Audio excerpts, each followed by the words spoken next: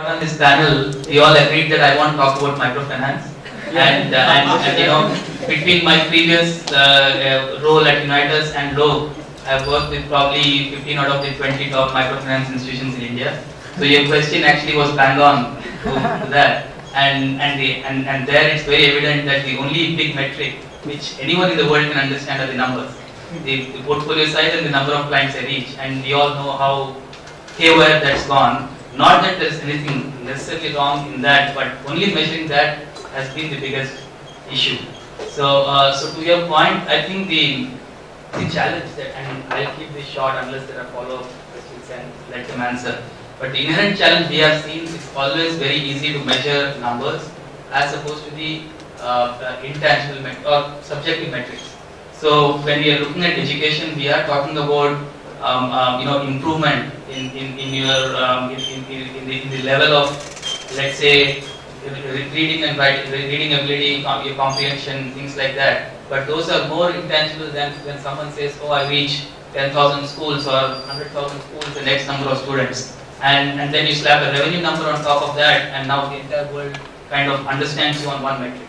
And that's been the inherent challenge in every single thing you look at, right? How do you appreciate that scale, but also how do you understand that it's not only about that? You know, again, social impact. I'm not going to talk about sort of the financial returns part, but you know, you could equally flip that and say that a lot of organizations are actually doing better than what they perceive to be doing, especially because we are not able to measure what they're doing. Now, this is just a you know, example from in my time at the World Bank. In a particular case, you know, in a country. There was one organization which had received funding from one of the World Bank grants for deworming because, you know, children in those villages were falling sick very routinely. And, you know, with that deworming exercise, you know, the kids became healthier, their height, their weight, everything else improved, right? But in the process, what was not measured was that as a result, the attendance rate of all the children also went up in that school. And hence, as a result, even the education sector benefited. So there are all these, you know, economists might understand sort of the whole difference between, you know, partial and, you know, general equilibrium, which is you want to see, you know, the unmeasurables from any such social enterprise. And I think that's where also, you know, the whole aspect of, you know, the government, the VCs, the philanthropists coming together and supporting a certain. You know, there may be a case for a VC to pitch in the initial stages, but then other organizations to pitch in to sustain that, especially if we see that, you know, a lot of these social entrepreneur ideas are basically essentially public goods. There may be, there's a lot of information gap, there's a lot of things that need to be done, and so, you know, we should also measure the positive side of things which we're not able to measure. In terms of the negatives, again, it can be quite hard to measure you know, the true impact, also because certain benefits are only seen in the long run. If you're supporting an enterprise which is, you know, focusing on child literacy, the eventual outcome of, you know, poverty alleviation or increased literacy or, you know, general well-being of society will not be measured simply by attendance rates or pass rates out of these schools. And so I think you have to be now, you know, a VC, I'm not sure, would want to or necessarily get into the whole debate between short-term and long-term benefits, social versus financial benefits, but it is certainly something we cannot ignore, and philanthropists definitely, foundations definitely have to be very mindful of, you know, what they are creating, because again, we come back to the fact that in spite of however much money is available to us, these are indeed, you know, scarce resources of society. So if I am, as an individual, giving money to a foundation, I want to make sure that, you know, things are not being replicated, things are being given due credit. Of course, you need qualitative and quantitative research for that. My two colleagues have picked up the red flags of other spectrum. I will give you red flags of some different spectrum. And also these red flags highly depend on which phase of the investment is, like a seed level or the growth. If you say growth level, overheads are big red flags.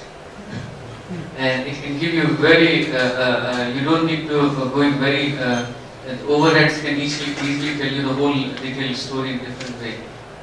And very common sense red flags is that if you're not hearing in one quarter, give you big red flag, like if money is gone and you don't have any touch and hard to get the person in one quarter at the very beginning level.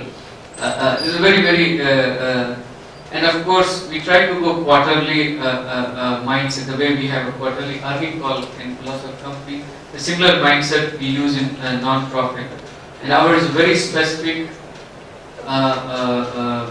in terms of defining numbers that give us the enough room to understand where these red flags at different phases are lying. But we don't consider something wrong happen, that's not a red flag for us. If suppose we're funding cashew machine and finally it turns out not working or something happened, model has some fault, need a more, of course a technical red flag, but it can be worked out. We have little bandwidth to wait, etc. Where I'm coming from is, for example, yesterday, Naveen, when you had those 5-6 people up, the thing that I could see it actually, as a matter of fact, I went and sought out one of the participants. There was a clear value chain standing right there. From the guy who was making the vegetables, to the guy who was doing the rainwater harvesting, the guy who processes, who does photograph processing of the technical quality. Now,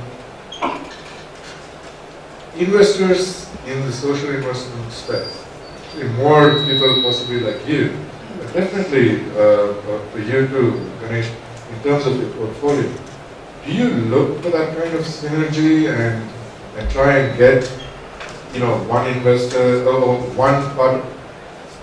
one of your investments to be talking to another one of your investments? That's one. The second thing is, you said ideas are a dime a dozen. Well, can you hear me now? Yeah. Okay, ideas are a dime a dozen. Is there a forum where ideas are exchanged and people who might not necessarily be investing just in capital, but who are investing for social impact, as it were, who say, right, if you've got a good idea, we can get the people who can execute. That way, the ideas are getting executed, rather than saying, well, okay, these guys got the idea and forget about the execution, so we don't need it. Because that would be a bit of a shame, wouldn't it?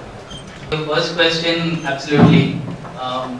Either portfolio companies talking to each other, or several times potential companies or enterprises seeking investment also come to us because they see possible synergy, whether with portfolio or based on your experience, business development, relationship, strategy.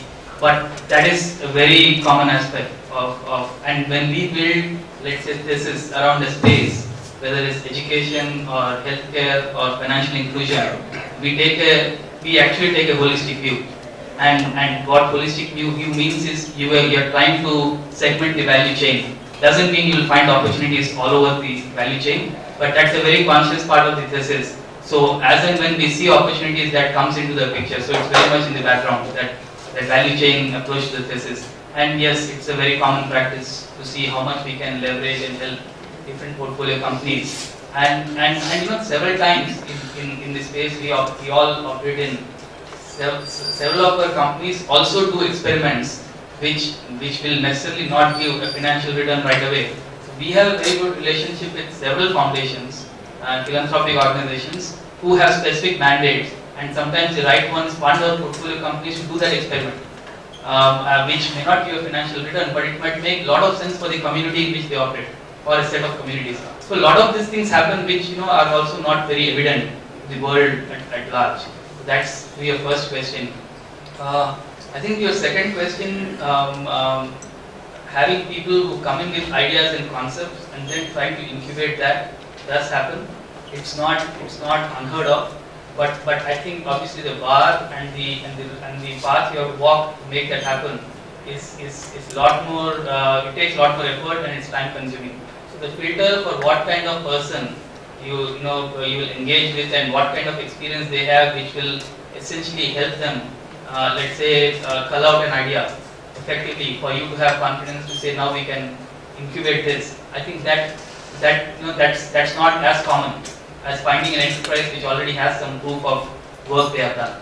So it happens, but obviously it's very important to establish the upfront experience and what in the experience of the person gives you the confidence that they can actually present an idea which has a shot at being successful. But now from a couple of, I think last 1 year I'm seeing that lots of good proven ideas are coming. But the only missing thing that not getting people,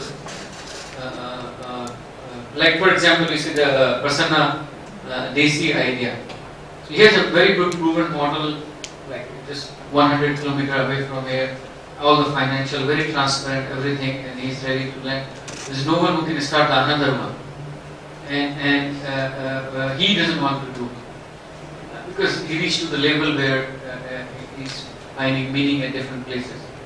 But there's hardly we're getting people who can really take on or can define. So those getting those entrepreneurial quality of the person and really take those ideas and spend a couple of years or then launch.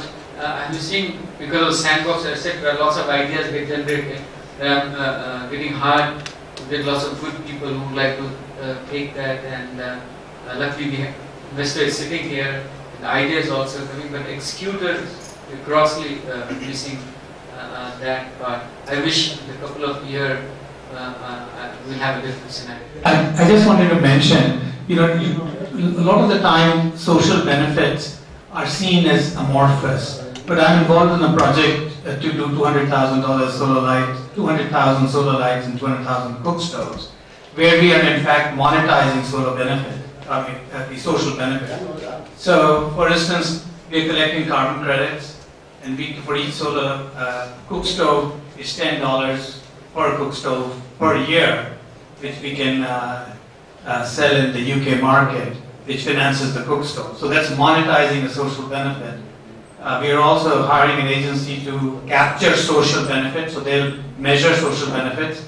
And the governments of Sweden and Norway are doing a wrap-up on the bond. It's a $22 million project where they'll give the backup guarantees if we achieve the social benefits. So that's another way of monetizing social benefits. So our business plan includes the monetizing of social benefits. I just thought that would be an interesting idea. So, what are your thoughts on investing for bringing changes in the system? Like you were just alluding to how slow the system is in responding to the needs of the society. So, what are your thoughts on investing for systemic changes?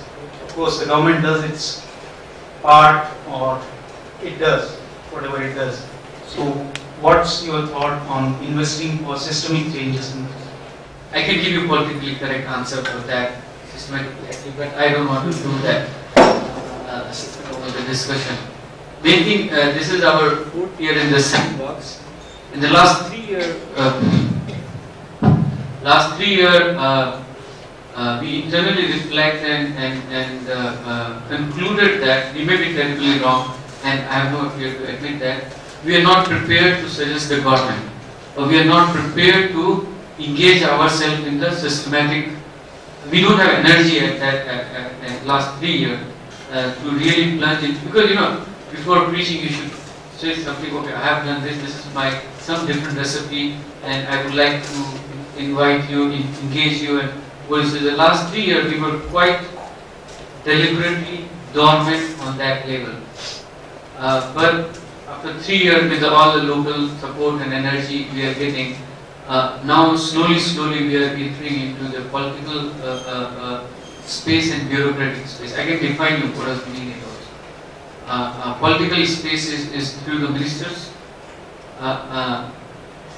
in an engaging mode, not in suggesting and telling what is your control system or regulation system or etc. They know better than me. If you ask them, they're suffering more than us, politicians. Actually, like ministers, etc., they tell you how the bureaucracy, etc., and all those things, both throw the ball here and there. We try to engage what the innovation is happening, and how they can define their role. So from last 6 months, political systems is going in a very positive, and all credit I would like to give to the democracy and media, because they are also answerable to people. And if where people are involved, it's very tough for anyone to go head and hand. The second thing, we try to go to system, its bureaucracy system. But the delivery thing is somehow, what are the signals we are receiving from the sandbox? We are going through the lowest possible system where system starts. Their kind of entering is a different experience. So we were not prepared. Now we are prepared, and we are getting some signals. Probably when you, I invite you next development dialogue. Only happen in January, and would love to share with you how we enter at that phase. But of course, these questions are very good. Several times debated in the big conferences, etc. And we all wish to have a liberal approach or conservative approach, whatever control mechanism or different perspective we are coming, we can do it. But from our side, last 3 years we were not prepared to indulge on those things. But now we feel that we have enough, not enough, but some credential to really go and talk to